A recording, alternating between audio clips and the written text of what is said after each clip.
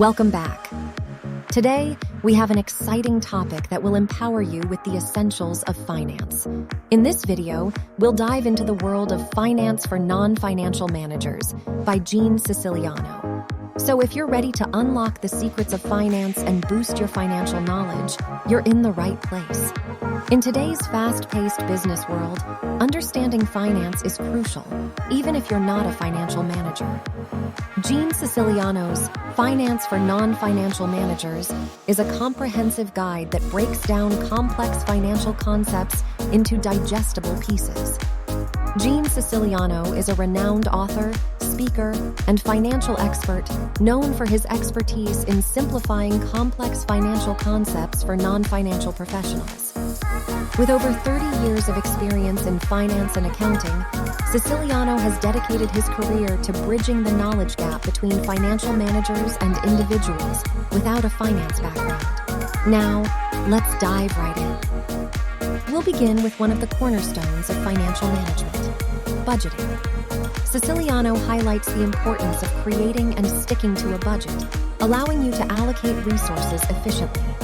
He provides practical examples of budgeting techniques, such as zero-based budgeting and variance analysis. Zero-based budgeting is a budgeting technique wherein every expense must be justified from scratch, regardless of whether it was included in previous budgets. Unlike traditional budgeting methods that use the previous budget as a starting point, zero-based budgeting requires each expense to be evaluated based on its necessity and contribution to organizational goals. Siciliano emphasizes the importance of aligning expenses with strategic objectives, allowing companies to optimize their resource allocation and eliminate unnecessary costs. By implementing zero-based budgeting, non-financial managers can gain a deeper understanding of their organization's financial health and make informed decisions that positively impact the bottom line. Variance analysis, on the other hand, is a tool used to compare actual financial results with the budgeted or expected figures. The book explains how variance analysis helps managers identify the reasons behind deviations from the budget and assess the impact on performance. Let's consider a hypothetical manufacturing company that produces electronic devices. The company sets a budget for its production costs, including materials, labor, and overhead expenses. At the end of a specific period, the company conducts a variance analysis to compare the actual costs incurred during production with the budgeted costs. During the analysis, the company discovers that the actual material costs exceeded the budgeted amount. This variance is considered unfavorable because it indicates that the company spent more on materials than anticipated. Siciliano explains that this variance can be further analyzed to identify the root causes of the higher material costs. Upon investigation, the company realizes that the increase in material costs is due to inefficiencies in the procurement process. They discover that the purchasing department did not negotiate favorable contracts with suppliers, resulting in higher material prices. Additionally, there were instances of excessive waste and spoilage on the production line, contributing to the increased costs. Armed with this information, the company takes necessary actions to address the issues. They revise their procurement strategy, renegotiate contracts, and implement stricter quality control measures to reduce waste and improve efficiency on the production line. Through variance analysis, the company is able to pinpoint the operational inefficiencies that led to higher material costs and take corrective actions. As a result, they can make necessary adjustments to improve their financial outcomes. By reducing material costs, the company can enhance profitability, optimize resource allocation, and ensure that future budgets are more accurate. Both zero-based budgeting and variance analysis are valuable tools in financial management. By incorporating these concepts into decision-making processes, non-financial managers can enhance their understanding of budgeting, optimize resource allocation, and identify areas for improvement in financial performance. Next up, we explore financial statements. The book unravels the mystery behind balance sheets, income statements, and cash flow statements. It explains how to analyze these statements and interpret the numbers effectively to evaluate a company's financial performance, identify strengths and weaknesses, and make smarter financial decisions. Cash is king, and managing it properly is crucial for any organization. Siciliano delves into cash flow management, covering topics such as cash flow projections, working capital, and liquidity. The author demonstrates how effective cash flow management can enhance your company's financial stability and overall success. 1. Cash flow projections involves estimating the timing and amount of cash inflows and outflows for a specific period. Let's consider a retail company that sells consumer electronics. The company's finance team is responsible for forecasting cash flows to ensure the availability of funds for various business activities. In their cash flow projection process, they take into account several key factors. Firstly, the team considers sales revenue. They analyze historical sales data, market trends, and upcoming promotions to estimate future sales. By incorporating these factors, they project the expected cash inflows from customer purchases. Next, the finance team considers expenses. They carefully assess the various operating expenses such as rent, utilities, salaries, marketing costs, and inventory expenses. By forecasting these expenses, they estimate the expected cash outflows required to sustain business operations. In addition to sales revenue and expenses, the team also takes into account accounts receivable and accounts payable. Accounts receivable represents the money owed to the company by customers who have made purchases on credit. The finance team considers the average collection period and any expected changes in customer payment behavior to forecast the timing and amount of cash inflows from accounts receivable. On the other hand, accounts payable represents the company's outstanding bills to suppliers and vendors. The finance team considers the payment terms negotiated with suppliers and any expected changes in these terms. By forecasting accounts payable, they estimate the timing and amount of cash outflows for settling these payments. By combining these factors, the finance team can generate a cash flow projection that provides insights into the expected cash inflows and outflows over a specific period. This projection allows the company to anticipate any potential cash shortfalls or surpluses, enabling them to make informed decisions regarding investments, financing options, and day-to-day cash management. 2. Working capital represents the difference between a company's current assets, for example, cash, inventory, accounts receivable, and its current liabilities, like accounts payable and short-term debt. Consider a manufacturing company that produces and sells furniture. The company has a significant amount of working capital tied up in inventory. Siciliano explains that effectively managing working capital, particularly inventory, is essential for optimizing financial performance. In this example, the company has been facing challenges related to excess inventory levels. They have a large number of finished products in stock, leading to increased storage costs, the risk of obsolescence, and tying up valuable cash that could be used for other purposes. The author suggests that by implementing inventory management techniques, the company can improve its working capital position. For instance, they can analyze historical sales data and market demand patterns to identify the optimal inventory levels needed to meet customer demands without holding excessive stock. The company applies just-in-time or JIT inventory management principles, where they aim to keep inventory levels low by procuring raw materials and producing finished goods only as needed. By adopting JIT, they can reduce storage costs, minimize the risk of inventory obsolescence, and free up working capital that was previously tied up in excess inventory. Furthermore, the book highlights the importance of negotiating favorable payment terms with suppliers. By extending payment terms, the company can delay cash outflows and improve its cash conversion cycle, thereby freeing up working capital. Through these practices, the company can optimize its working capital by reducing excess inventory, improving cash flow, and freeing up capital for other strategic purposes, such as investments or expansion plans. This example demonstrates how managing working capital, specifically inventory, can positively impact a company's financial health and overall performance. 3. Liquidity refers to a company's ability to meet its short-term obligations and convert assets into cash quickly. He highlights the significance of maintaining adequate liquidity to ensure the smooth functioning of operations and navigate unforeseen financial challenges.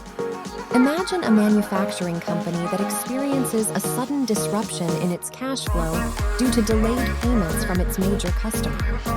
As a result, the company is unable to meet its immediate financial obligations, such as paying suppliers and meeting payroll. In this example, Siciliano highlights the liquidity challenges faced by the company. The delayed payments from the customer have created a cash flow gap, making it difficult for the company to cover its short-term expenses. Without adequate liquidity, the company's operations are at risk, and its ability to fulfill its financial obligations is compromised. To address this liquidity issue, he emphasizes the importance of maintaining cash reserves. Having a buffer of cash allows the company to weather unexpected disruptions in cash flow and meet its obligations during challenging times. By setting aside a portion of profits as cash reserves, the company can mitigate the impact of cash flow disruptions and maintain its financial stability. Additionally, he suggests establishing credit lines as a means of managing liquidity. By having access to a credit line, the company can borrow funds when needed to bridge the gap during cash flow disruptions. This can provide temporary relief and ensure that the company can continue its operations without significant disruptions. Siciliano advises non-financial managers to be proactive in establishing credit lines with financial institutions before they are actually needed.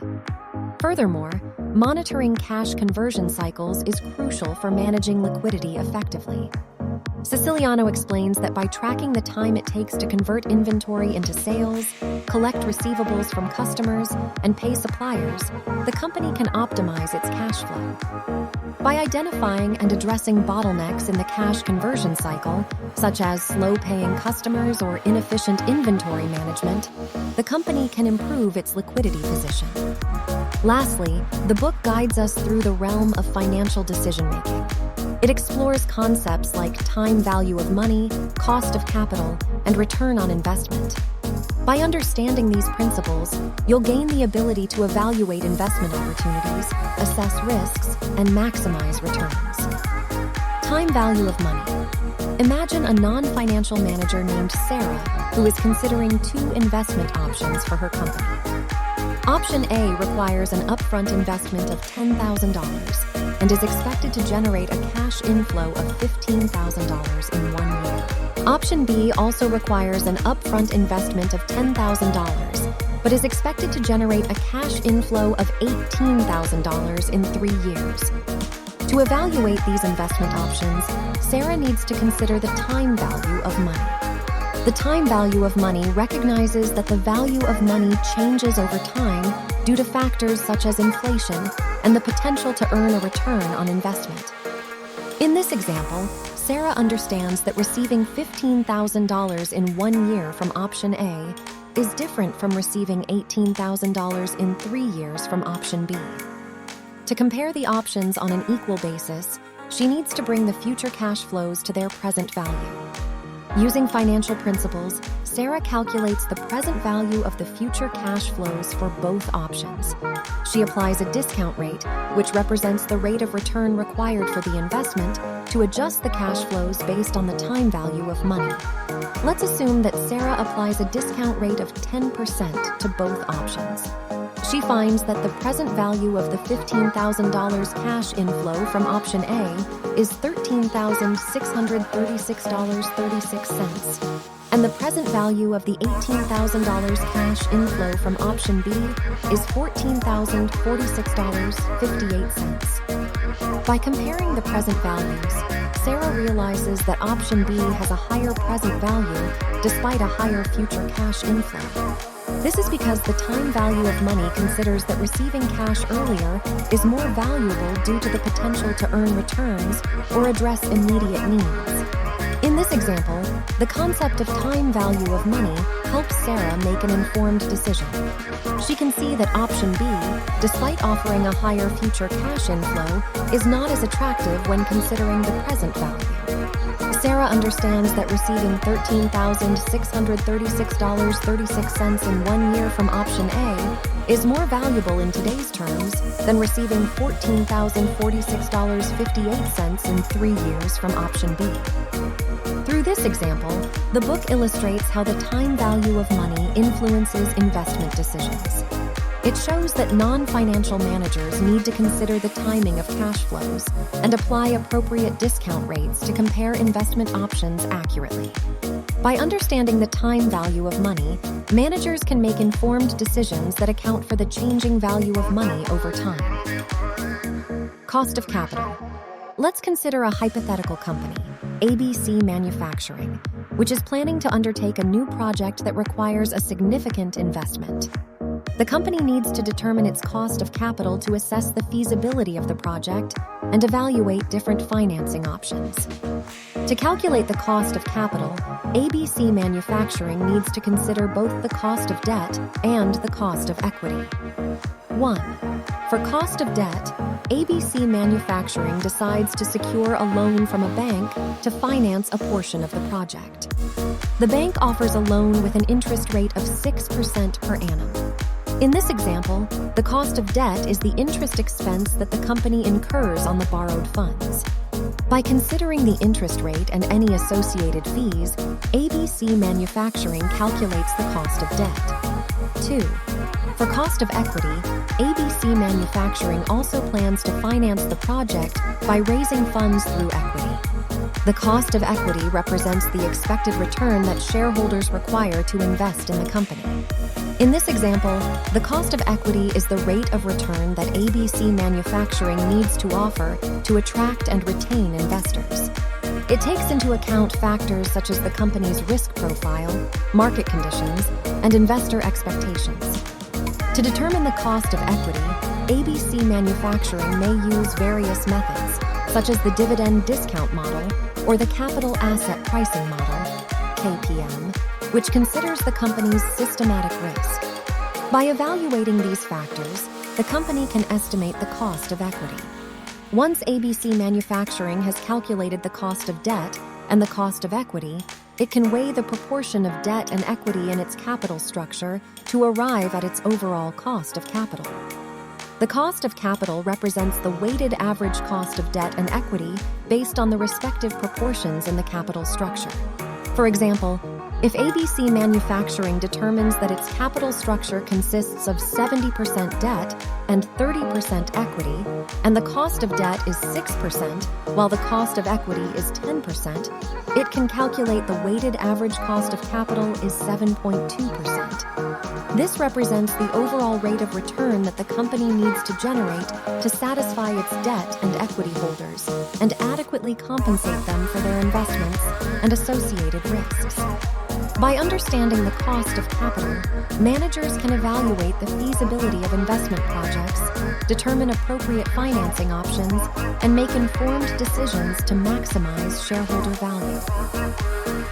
Return on investment, ROI. Imagine a company called XYZ Tech that is considering investing in a new product development project. The project requires an initial investment of $500,000 and is expected to generate annual net cash flows of $200,000 for the next 5 years. To assess the viability of the project, XYZ Tech needs to calculate the return on investment, which measures the profitability of an investment relative to its cost. Using the ROI formula, which is the net return from the investment divided by the cost of the investment, XYZ Tech can evaluate the project's financial performance. In this example, XYZ Tech calculates the ROI as 40%. The ROI of 40% indicates that for every dollar invested in the project, XYZ Tech expects to receive a return of 40 cents. This means that the project has the potential to generate a positive return, indicating its profitability. By analyzing the ROI, XYZ Tech can compare the potential returns from different investment opportunities and make informed decisions. For instance, if XYZ Tech had another project option with a lower ROI, they might prioritize the project with the higher ROI to maximize their returns. Moreover, the author emphasizes that ROI is a key metric for assessing the efficiency and effectiveness of investments. It helps non-financial managers evaluate the profitability of projects, assess risks, and allocate resources wisely. Congratulations! You've just taken a whirlwind tour through the key topics covered in Finance for Non-Financial Managers. With this newfound knowledge, you're well equipped to make smarter financial decisions and contribute to the success of your organization. But we're not done yet. If you enjoyed this video and found it valuable, be sure to subscribe to our channel and hit the thumbs up button. Your support allows us to continue creating high-quality content that brings financial knowledge to everyone, regardless of their background. We believe, with the right financial knowledge, you can achieve your goals and dreams much faster.